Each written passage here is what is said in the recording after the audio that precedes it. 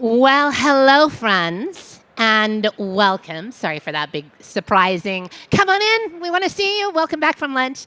I hope it was delicious. My name is Nicola Korzine. I have the honor of being the founding executive director and CEO of the Nasdaq Entrepreneurial Center.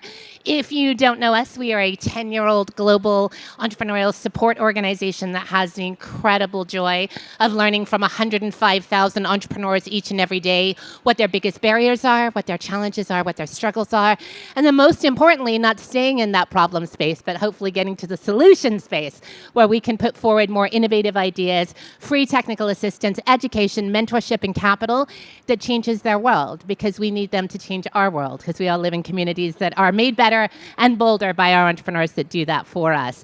I today have an incredible delight of hosting an amazing conversation on two very big letters that seem to dominate everywhere. Anyone guessing what I'm talking about? I don't know. It starts with the letter A for Apple. But we're not just going to talk about AI in the usual sense of the word. We're going to talk about perhaps the one dynamic that can never change, and that is how many hours there are in a day for our founders to do the impossible. The one equation none of us are ever going to change is how many hours they have to do it all. But AI can actually be an environment where we support more capital readiness for those great entrepreneurs who are doing so much for us. So we're going to dig into that today. And to do that, I'm lucky to be beside two amazing women leaders who are so thoughtful in the establishment of partnerships that change lives of our entrepreneurs. I am not going to butcher their backgrounds because they're amazing, and I'm going to invite them to talk a little bit about their backgrounds in the first question that each of them answer. But Shannon Herbert is joining us today from Wacif. It's the Washington Area Community Investment Fund. And we have Kimberlyn Harris, who is leading all of the incredible work at Wells Fargo with the SMB growth strategy and philanthropy. So you're going to hear so much more about the amazing work that they're leading. I have had the joy of knowing these amazing leaders now for a while, or at least following them, and working beside these organizations for a long, long time. So we're excited to be bringing to you today a good conversation. Now, to get things started, we want to get a pulse for who's in the room so that we can really organize our time efficiently. 45 minutes flies by that. I'm sure you've all been seeing these panels. So how many entrepreneurial support organizations do we have in the room right now? Awesome. You guys are rock stars. Thank you, thank you, thank you. How many entrepreneurs in the room? You are hearts and souls. Thank you for the work that you're doing. Any capital allocators or foundations or philanthropists in the room today? Oh, you're brave for raising the hand. Thank you for the work that you do. We wouldn't be here without you. So appreciate it. Okay, so let's dive in. I want to start by dispelling myths. I live in San Francisco. Please don't hold that against us. We believe in the power of regional innovation everywhere. But one of the myths that prevails is about how much capital entrepreneurs really need to grow and start their business. Interestingly, if anyone was going to take a pulse, do you know that the average business, like 41% of our businesses, get started with less than $50,000 of capital? That is the number that they need. And in fact, a significant portion of that, 23%, need less than $25,000 to start their business. Now, starting a business with small capital doesn't mean less than, quite the contrary. So I'm going to invite Kimberlyn to start, if you will. Talk about your inspiration for both being here and this work that we're doing and this partnership that we have, but also the small size of capital that's so critical to the lifeblood of starting an entrepreneurship. Thank you, Nicola. Hopefully you guys can hear me. Good afternoon. As you mentioned, we'll start with a little bit of introduction. So I'm Kimberlyn Harris, and I'm the head of Small Business Growth Philanthropy at Wells Fargo. And what that essentially means is my job is to make sure I get capital in the hands of small businesses that need it. Hard stop. It's not complicated. My job is to think about how we can, in the most innovative ways, get capital to small businesses. What I'll share with you is that at Wells Fargo, how we think about, to your point, those smaller dollar amounts that can be really impactful for a founder or a startup. How do we really get to that population? A lot of times the missed population of the small business ecosystem. And what we think about is how can we incentivize lenders, our CDFI partners, to do more in that space. One of the things that we do is think about how can we improve technology. So we will make a grant to a nonprofit who has an innovative solution, sometimes AI, where we can speed up the underwriting process. the cost to underwrite a $500,000 loan is the same cost to underwrite a $5,000 loan. And because the margins are already tight, there's no incentive for funders, for banks, for traditional banks, to necessarily do those smaller loans. And so how do we use technology to kind of close that gap and make it more profitable for the CDFIs or some traditional banks? Another thing that we do is we think about how can we build capacity for CDFIs like Wacif. We do that by making a grant for operational capacity. We sometimes make a grant for what we call loan loss reserve, right? We'll give reserve to a CDFI in case there is loss as we're making loans to ensure those loans are covered. A bit of protection for the lender in case there's any default from a person that gets a loan. And so those are just some examples of how we can be innovative and how we support the ecosystem of CDFIs. What I also share in the beginning, I didn't go deeper on my background, but I've been in banking for 29 years and in social responsibility for 15. The passion and the work at Wells Fargo is true community impact. How do we grow the economy? How do we create more jobs? It's the crux of what we do. And I will say we can't do this work without Wacif, without NEC. So I'm happy to be with you all this afternoon. Oh, we're so grateful to have you, for sure.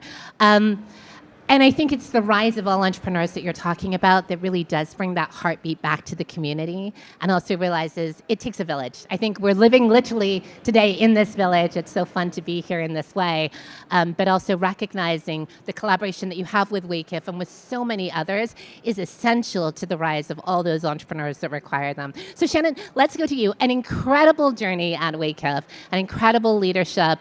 The work that you do is not just isolated into capital. It's really looking at every entrepreneur in that whole 360 perspective. Can you talk a little bit about how you address this need of those entrepreneurs that are looking for a lower capital amount than perhaps is often thought of as expected to build a business in the first place? Absolutely, and thank you so much for having me this afternoon. My name is Shannon Herbert. I'm the CEO of the Washington Area Community Investment Fund. We are a CDFI, that stands for Community Development Financial Institution, and we've been around for 38 years. And we believe in supporting entrepreneurs at every step of their journey, because it is a journey. And so we do this by providing knowledge, social, and financial capital to our entrepreneurs and small businesses. This looks like programming. This looks like cohorts and boot camps and group training sessions. It looks like capital in a number of loan programs, which I will discuss in a second. But it's also the network, right? So we hear this from a lot of our entrepreneurs, that they don't have the networks, they don't have the mentorship, they don't have the people that they can call up and say, hey, I'm having this issue with my accounting system. Do you have a referral? Or I need some legal advice. Can you connect me with someone that can help me negotiate a lease or talk to my landlord? So things like that, where we're able to step in and provide that support. We also understand that our small business owners need help with some of the technical things too, like grant writing or social media strategy or marketing help. So we step in and provide those things, because it's not just about capital. It's really thinking about the holistic journey of the entrepreneur and where we need to plug in at each step of the way. When I think about the entrepreneurs and the small businesses that come to us for capital, they are usually coming to us for small business loans in that small dollar range. So we can lend up to $250,000, but our average loan size is $70,000. Because not everyone needs these large amounts of capital. They need mobilization capital. They need help hiring. They need help with their marketing. They need expansion help. And so what we've done is create a couple of loan programs to help support those entrepreneurs with these small dollar loans. First, we're an SBA micro lender, and so we provide loans up to $50,000 with technical assistance under this program. But we've also created a loan program that is designed for entrepreneurs that may have never had a banking relationship before, that have been trying to self-fund using their cash reserves. These are small dollar loan amounts that come with a grant. And so what we're doing is saying, okay, at the end of your loan term, here's a grant that will help you build wealth. But during the loan term, if you run into trouble paying your loan, we'll use the grant to cover some of those payments. So now you stay current on your payments. We're helping you through the process, but if we have to pull from that grant, it automatically comes with technical assistance, because we want to make sure that you get back on track with those payments.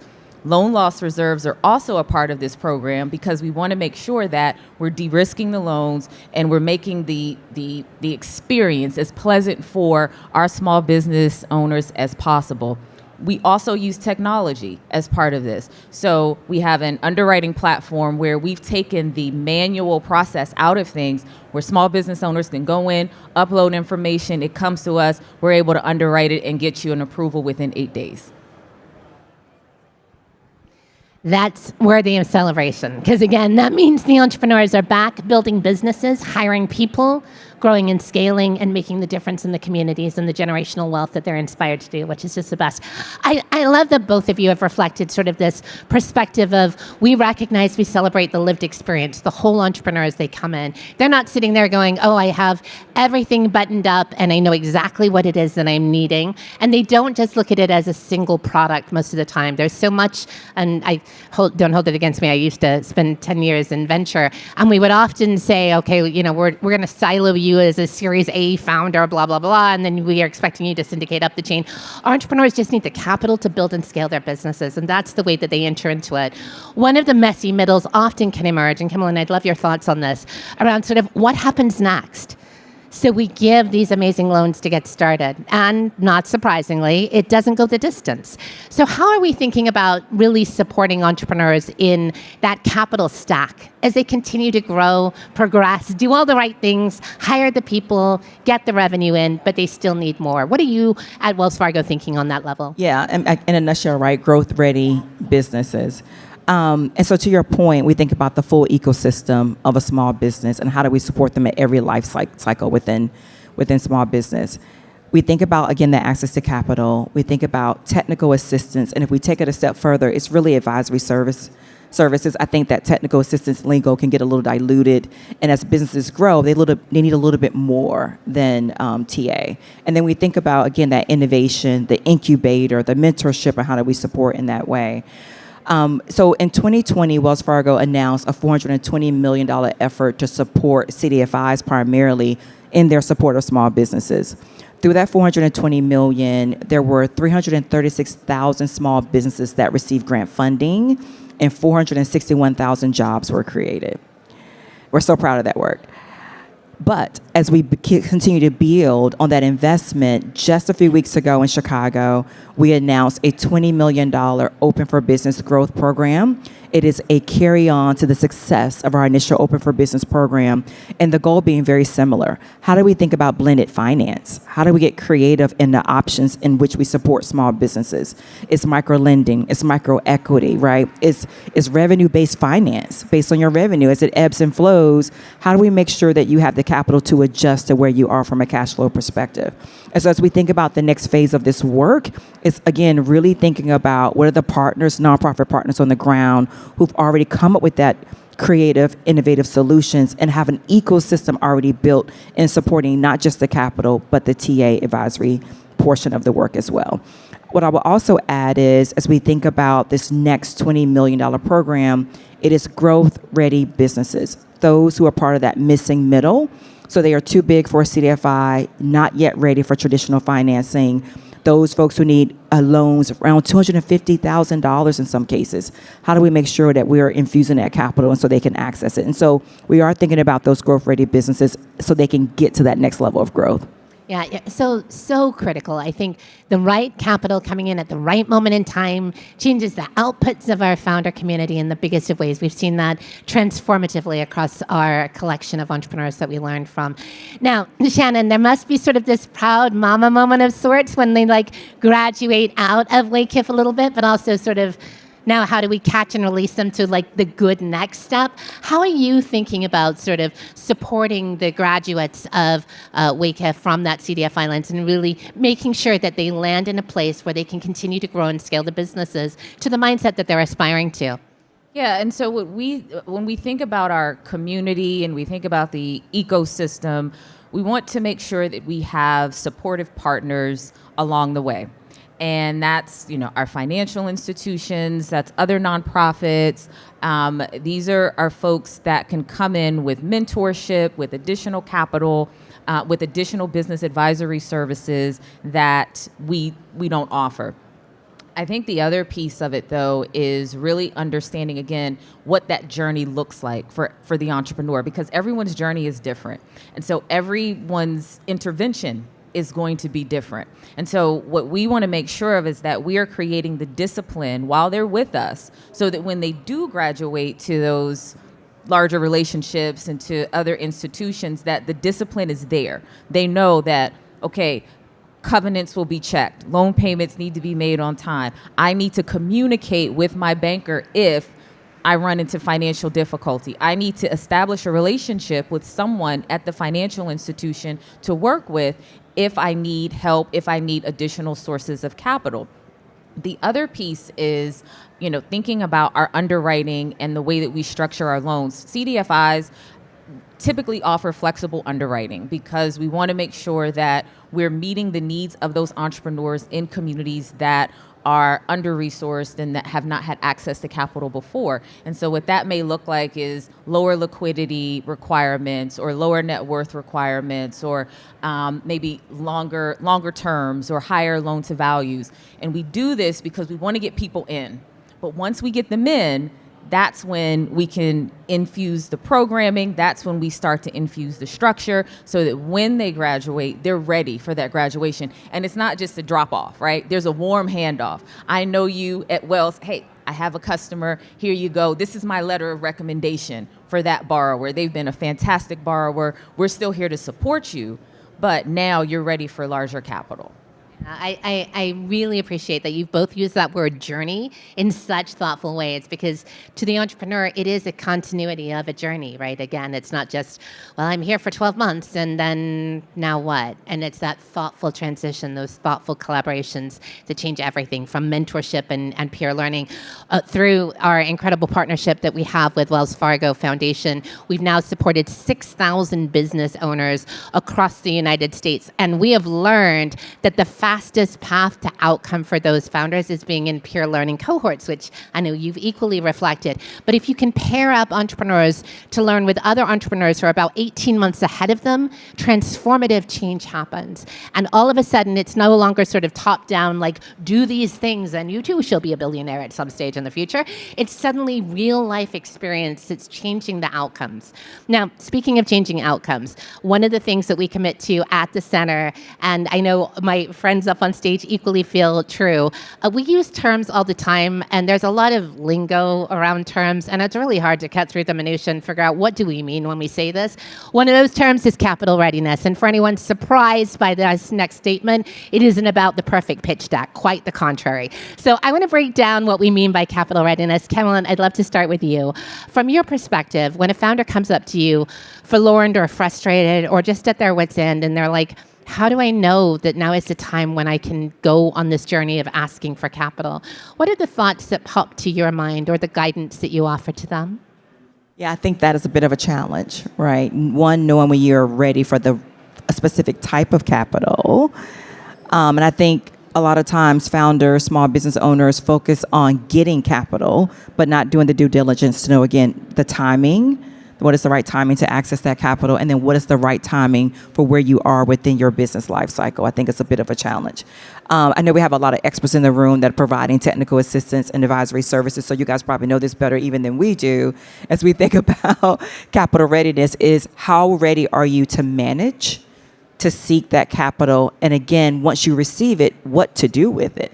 Now I have the capital and I haven't paid my taxes, or I'm in debt. Is that the right thing to do with your capital? Or should you be increasing your inventory or making different investments to make sure you have longevity as you think about capital readiness? The other piece is, like, what are some of the components to being ready? Is your strategy solid? Do you have the right leaders within your business and on your board of directors? Have you really thought about your legal structure and how your company is structured and how you're going to really support your whatever your consumer or business is? Is it solid enough to present it to a CDFI or a traditional bank? So I think you have to think about the components of your business, specifically your strategy, your growth plan, your business plan, and how you're really going to drive your work, and be able to communicate that through storytelling to that CDFI or to that traditional bank to really ensure that you're going to get the right capital that you need for your business. Yeah, so true. Shannon? Yeah, so I'll just add to that. I've talked to a number of entrepreneurs and recently led a session on loan structuring with a group of entrepreneurs or aspiring entrepreneurs. And the thing that was evident in both of the sessions that I led, no one understood underwriting. No one understood what happened when they gave their documents to a bank. It went behind a curtain, and that was it. And then they were given a response. And so what I did with these entrepreneurs was walk through the 5 C's of credit and how those 5 C's show up in the underwriting process. When we think about capital readiness also means awareness, right? You should know what's happening when you submit your information to a financial institution. You should know what's happening when you give me your information, when you ask for money, when there's a request on the table. That helps you understand how you're being evaluated and the things that you may need to do to strengthen your position, or the conversations that you may need to have with your banker. So the storytelling piece, right? I love the story. The messier, the better. Give me a good story.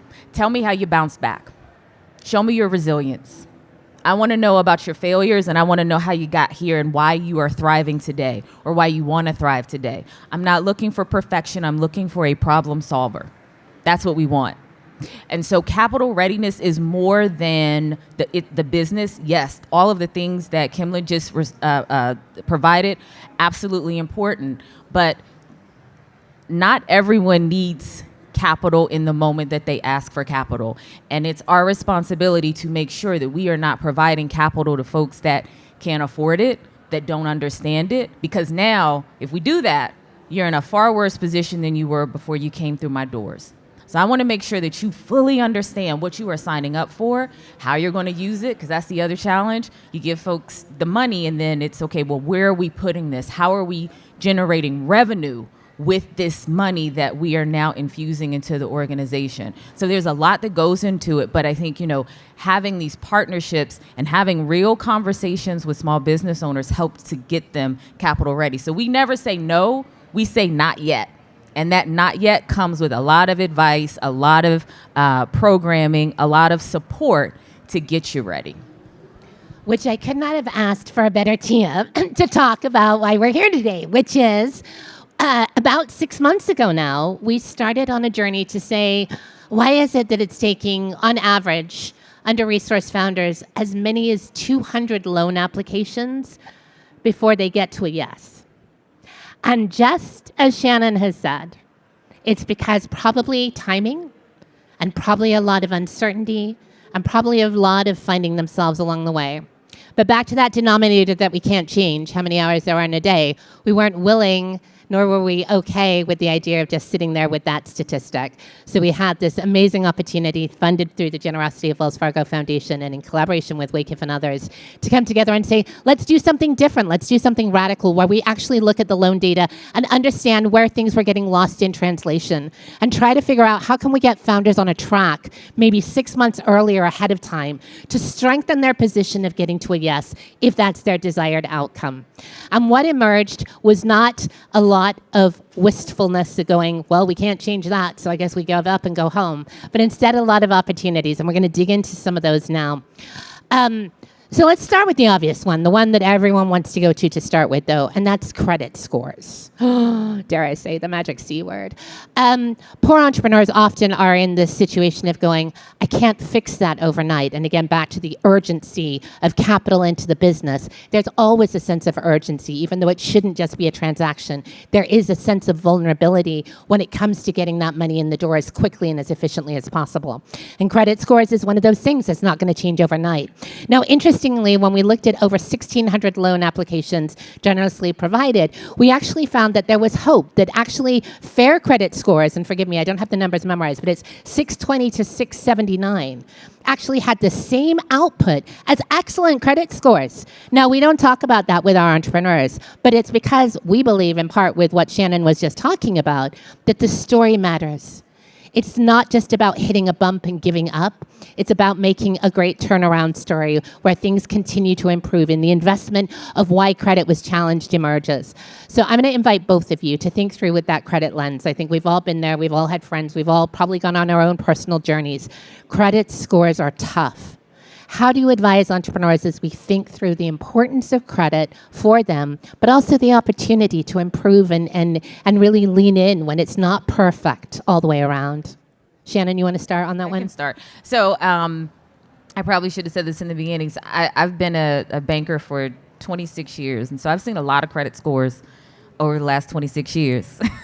And it wasn't until I started working with the CDFI industry that I started to pay attention to the story, because the story matters, right? So there's a number, but there's a reason why the number looks the way that it looks. And I'll give you an example. I had a borrower who had been trying to obtain capital from a number of banks over the course of, let's just say, 2-3 years. Credit score wasn't where the financial institutions needed it to be. When I took a look at her credit report, now this borrower was responsible for some of the largest construction projects in the city, name on everything, award-winning. So it was just puzzling to me. Okay, why hasn't she been able to obtain the capital that she was seeking? Credit score was really low, but the reason why her credit score was low is because her debt utilization was high. Her debt utilization was high was because she couldn't get approved for a small business loan, so she was funding everything herself through personal credit cards. And so every time there was a project, she would have to draw on that credit card, or she would get another credit card.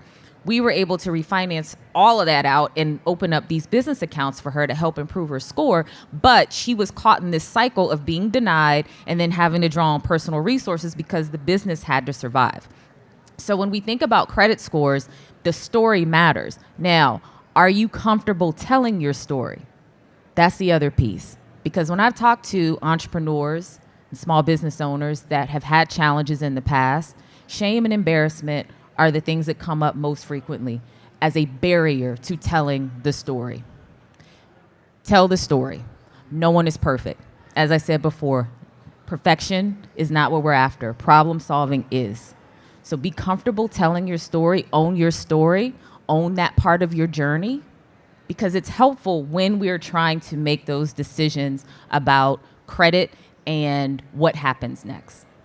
I love that. That's so thoughtful. Thoughtful. And Shannon, what I would say to add to that is everything you just laid out is based on relationships, right? I think a founder is comfortable telling their story when they've built a relationship with their lender. And what I'm seeing in the industry as we're supporting CDFIs and other organizations who are providing capital to small businesses, this new approach to scoring beyond the credit score. How do we think about behavioral health? And do I trust and believe in your story and your mission for your company? And so what I'm loving that I'm saying is, and I won't name other orgs here today, but what I will say is that what they're allowing for is for small businesses to complete their credit application that will spit out a behavioral health score, and then they're receiving grant funding based or lending funding based on that score, not based on Equifax or Experience score. So I would say, especially as you're building your business, look for those organizations, look for those CDFIs that can be more creative as they think about your credit score. Doesn't mean you have to ignore it. Traditional banks have to follow rules, regs, and compliance, right? So this credit score is not going to go away, but there are certainly opportunities and different partners that will lean into your story and take a trust, relationship-based approach to funding your mission in your business. It comes back always to trust and relationships and really supporting our entrepreneurs and meeting them where they are and making sure that we don't gloss over the importance of having that coach that can say it's okay, we need to let's actually work through that financial trauma that you're going through and understand where the uncertainty and the hesitation is, and talk about why that's not the case anymore and how you're moving forward from that problem solving that matters. Now, on that note, social capital. I mean, we basically just named it, and it's imperative. And I think all of our ESOs in the room and everyone here who loves and believes in the power of entrepreneurship, don't think we have any naysayers on that topic today. There's this realization that it's hard to scale. Social capital is really, really hard to scale, yet it's so important and it's so imperative when we do it. So I'd love you to think about, from your perspectives, the role of mentorship and the role of community organizations really coming together, and how you look at that almost as an indicator. Shannon, not to put words in your mouth, but we saw it to show up very strongly in the loan data. High correlation to loan applications with a yes, when they were deeply tied into their social environment in the community. Those that had ties to the community had a higher chance of getting to a yes with a loan application. So how do you nurture that, and why do you think that is? Let's even start there. Yeah, so, having that network or someone that has gone through it is really important for the small businesses that we work with. So as I mentioned before, we run a number of cohorts and boot camps, and one of our cohorts is called Ascend. And we've been running this cohort for a number of years, but what we do is we have the Ascend graduates come back to help mentor and pour into the new set of Ascend cohort members. Recently, we ran an Ascend Beauty Makers cohort that was led by someone that came through a cohort a year ago. So she graduated from the cohort, and now she was leading the cohort for this new set of entrepreneurs. It was important to have that occur because what she was able to do is talk to people about her journey and some of the messy parts of the journey and why it was okay for things to not be perfect on day one. And, this is what you'll go through as you're developing and as you're creating. And here's some of the networks and channels that I use, and you can use these things too. We also make sure that when we are working with our loan applicants, that they have access to our business advisory services, which connects them to community. So what we've also found is that technical assistance delivered within the first 100 days of a loan approval leads to better loan outcomes. So we're talking positive pay, repayment, no financial difficulty, and if there is financial difficulty, early warning from the borrower to the lender because this relationship has been established. So we're seeing just that all around the power of networks, the power of community, the power to mentorship is part of that supportive entrepreneurship piece that we offer, leading to positive outcomes for everyone involved. The financial returns in the best of ways and social returns in the best of ways. And I think when you bring those two worlds together, obviously what changes is this incredible support system for entrepreneurs who are resilient in their communities, building for those communities. Kimberlyn, there isn't a community out there that Wells Fargo doesn't look in that same way. You start local, you care local, you ensure it, and then there's this national growth up strategy. How do you attract or think through this dynamic of really helping with the social capital support that is deeply entrenched in community? Yeah, and my team has a national lens of how we support community. But I always say that national is not a place. No one lives nationally, right? People live in communities. And small businesses are the heartbeat, and I don't say that in a cliche way, but small businesses really are the heartbeat of the community, right? It is, when I think about how a small business can revitalize a neighborhood, right? It can galvanize community leaders. It is creating jobs within that local community. And so as we think about the mentorship part, the incubator part, representation matters. And it's helpful to look around a room or look around your community and see others doing what you hope to do, right, to get you inspired. One of the things I would say about the partnership with NEC is it is an extension of the passion and the mission of Wells Fargo. We are a bank. We can't be everywhere. But what we do have is trusted partners who are the heartbeat of the work and who understand the barriers and gaps that small businesses have. And so we rely on Wacif, we rely on NEC to really drive that work.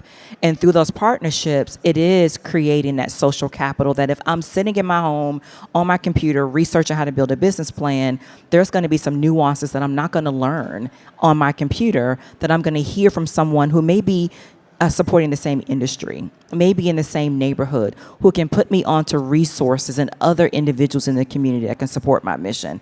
And so I think a key strategy that we're thinking about at Wells is beyond the access to capital is that advisory service and mentorships and incubators, and how do we continue support so they can build on one another.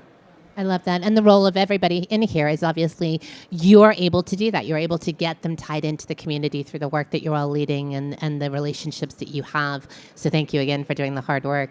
I want to shift gears just slightly to talk about cash flow and P&L. Sorry, forgive. I wouldn't be doing my job if we weren't going to go there a little bit. Obviously, loans, decisions are made on what is going to happen to a business in the coming quarters. And that's a really hard and a really scary place for a lot of entrepreneurs that are first-time founders and under-resourced and are unsure, and definitely from a mindset of, I am not going to overpromise and underdeliver. And yet we've seen through research that was funded by Wells Fargo Foundation a few years ago that the difference between having 2 weeks and 3 weeks of cash in your bank account makes a transformative change in whether or not you say yes to leapfrogging into a deal that you technically should not do, one that is bigger than what you can say yes to today. 2 to 3 weeks, 1 week of cash flow can make that difference. And in the loan data that we're seeing, equally, not surprisingly, a lot of thought is around the coming year. How do you go through and support entrepreneurs in really getting comfortable with the uncertainty and the lack of predictability as it relates to revenue growth, being as big as they dare to be, but unsure of how to put that down on paper? Shannon, can I put you on the hard side of starting with that one? Yeah, because we're having these conversations a lot now with some of the small businesses that we work with in the Washington, D.C. area.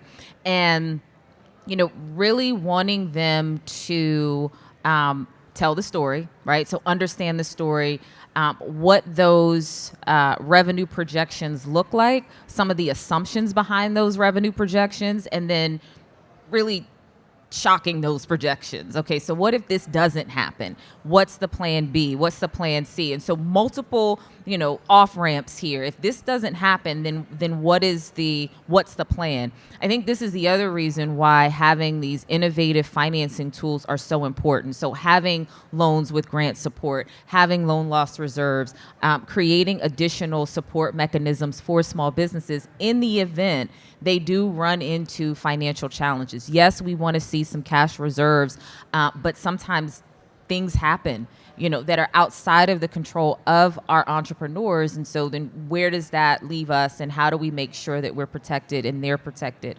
And so it really comes down to, what happens on the front end and being able to have all of those alternative scenarios planned out. So really the scenario planning around revenue, around cash flow, and then getting comfortable with each one of those scenarios and where the financial institution may fit in. Now, that could mean that the amount of financing requested is not as much as you wanted. There's a slow, gradual, increase over time to account for what may be happening with your industry or with the economy. But it doesn't mean that there's nothing for you. So, it's just proper planning, making sure we have the right supports in place in the event something does happen, but really asking the entrepreneur to own what those scenarios are and making sure they understand what their role is and how the business should respond to different changes. So good on that mindset piece. Kimberlyn, anything you'd add on that? Yeah, I'll just add briefly that we've all been through the boot camp of the pandemic, right? We've been through that learning. And one of the things that the pandemic taught us was being prepared for the unexpected and being able to sustain and weather unplanned storms. And so as we think about cash flow, what it reassures a lender, CDFI, a traditional bank, organizations who are making microequity, micro grants, is that I can trust that you know your business and that you are prepared in case there's an unplanned storm. And so there's value in that. So I would say to any entrepreneur that if you don't have that 3 to 4 week cash flow, that should be your first priority, is to get that under your belt, not just to show a lender that you are ready, you're making smart decisions, but also for yourself so that you can weather an unpredicted storm. Here's to weathering storms, unfortunately, as it may be required in entrepreneurship. All right, now I have gone 39, 40 minutes without uttering those 2 letters that we started at. So get ready, here we're going to go. But I'm only going to ask 1 or 2 more questions, and then we want to hear from you. So we're going to try to save a few minutes of questions from all of you today and hear what you're inspired by. Here's the question on AI, though. We are obviously at an interesting precipice where AI is being yielded as a potential really huge thing for founders to be both afraid of and to be both drawn into. And we're going to lean on the drawn into piece of it. We're looking at how can AI be there in time, always on for founders when they're going through a loan application, to hear what is being asked of them and to have the highest chance of putting down on paper or being able to get the support that they need in the time that they need it. What are you both excited by when you think within your industry, is highly regulated, fully understood, but that AI can do for you? Like, what do you want it to do for entrepreneurs? How can people here get excited about the future of AI through that lens? Yeah, I mean, I think this is a moment. AI is happening and it's a moment, and you're going to get on the train or you're going to get left behind, unfortunately. So the biggest thing is you want to be part of the conversation, not just in utilizing the tool, but also helping to build it. What does it look like? Is it built to support everyone that could take part in the conversation? So at Wells, what we're doing is we're funding organizations who can train small businesses on how to leverage AI. We have a couple of programs that we're going to kick off where we're helping organizations build tools for you to go in and say, I want to build a strategy. I live in Charlotte. I'm focused on health and housing. What does that look like? And it can spit out for you a strategic plan that can help you get started. So we don't want our entrepreneurs to be left out of the conversation. It's such a critical time. So we're doing everything we can to make sure they're part of the work. Incredible. Thank you. Shannon. Yeah, so before I came to Wacif, I was with a fintech, and we had a specific focus on AI and AI tools. And so when I came to Wacif, I told the team, yeah, get on the AI train, get on the innovation train. We're doing this, but we're doing it for our small business owners and making sure that they have the information and education they need to be able to take advantage of it. So for instance, where we have folks that are looking for some of this support, hiring support, marketing support. There's an AI tool that'll help you do it.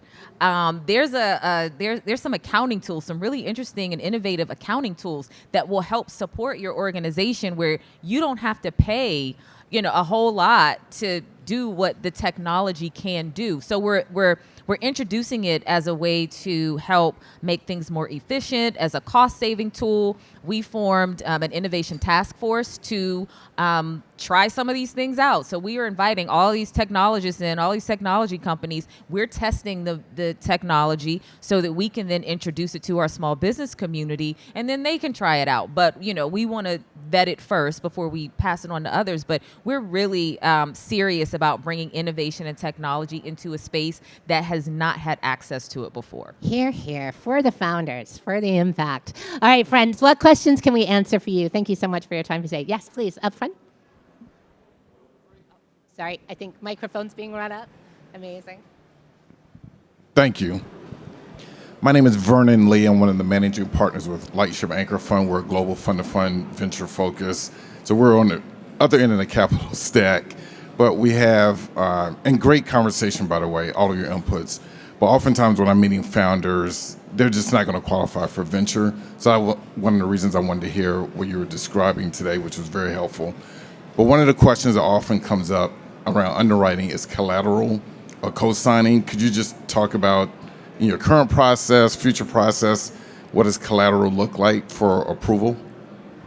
Yeah, I can start. So we don't take hard collateral, and that Wacif, we might have a security interest in all assets, but that is one of the barriers to loan approvals, and so we typically have not. There are some CDFIs that will. I think if you're doing something in the commercial real estate space, and yes, there's collateral that would be required for a transaction like that. But it's not something that's part of the model. We are really focused on cash flow. And so we want to make sure that the business underwrites. We want to make sure that, again, business plan is solid, the industry is solid, that you understand where things are headed. So collateral is not one of those determining factors for us in our approval. And there are a lot of CDFIs that do the same. Thank you. Yes, up front. Sorry, I'm making you do the run. Hi, ladies. I'm Natalie Moyo from the African Leadership Academy in South Africa. And I understand that our scenarios and locations are totally different. And we work with very young entrepreneurs across the continent, and we provide them with the business support, the learning, the platforms, and the tools. Now, the challenge that we tend to encounter quite a lot is them trying to find that capital, right? In our banking systems, a lot of the criteria can be a little strict. How can we as ESOs then assist them and enable them to be better prepared in those processes when they're looking for capital, whether it's microloans or smaller grants, so that they can get their business going for those 1 or 2 weeks that they need to make sure that they're ready for the clients. So how can we effectively help them in those scenarios? I mean, I'm happy to start. We're very fortunate to have an incredible base of entrepreneurs that we learn from in Africa a lot. And I would say one of the things that has been inspiring is that intentional learning and shared learning that lives within the communities. So as often comes back to, don't do the journey alone. Try to learn what it took to get that microloan from an entrepreneur.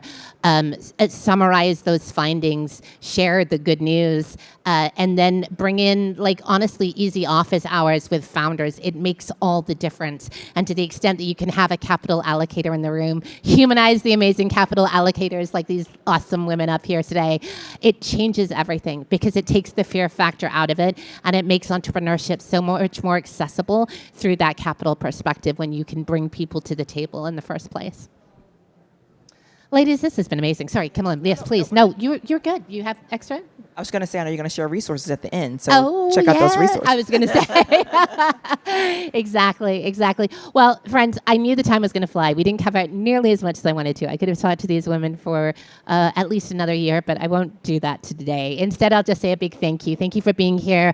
You will find amazing resources on all of our sites. Sorry, I'll do a selfish plug there that way. But please do come find us. If you have questions, I think we'll be around for a bit, and we'd love to hear from you. And to my friends up on the stage, thank you so much for the work that you lead, for leaving no entrepreneur behind, and for establishing just an incredible heartbeat of entrepreneurial potential. Thank you both.